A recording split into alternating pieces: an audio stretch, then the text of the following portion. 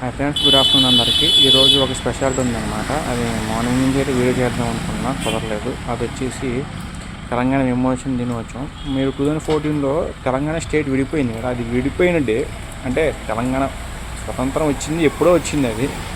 కానీ స్టేట్గా సపరేట్గా అయిన డే మాకు 2014 అని చెప్పుకోవచ్చు. జూన్ 2 అప్పుడు వాళ్ళు తెలంగాణ ఆవిర్భావ దినోత్సవం చేసుకుంటారు. కానీ ఇది విమోచన డే అనమాట. విమోచన డే నథింగ్ బట్ ఇప్పుడు మనకి ముందు ఇంగ్లీష్ వాళ్ళు మన కంటిని అట్ట పాలించారు, తెలంగాణ అని నైజాం నవాబులు అట్ట పాలించారనమాట. చాలా దారుణంగా, హింసాత్మకంగా, ఒక యానిమల్స్ కంటే దారుణంగా చూసిన సిచ్యువేషన్స్ ఉన్నాయి తెలంగాణలో. నిజాం వాళ్ళు అంత క్రూరులు అనమాట వాళ్ళు.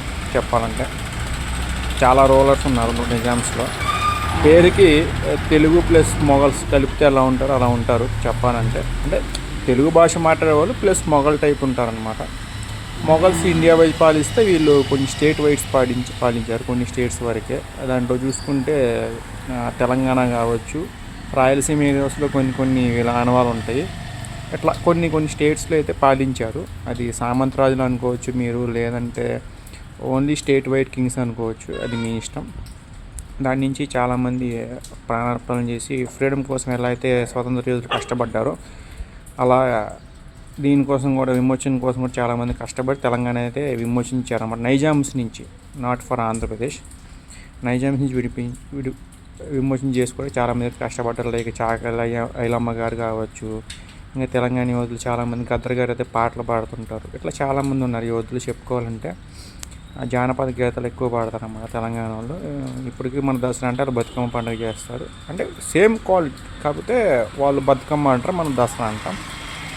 ఇంకా దీపావళి అయితే సేమ్ అనమాట. మనం దీపావళి అంటాం, వాళ్ళు దీపావళి అంటారు.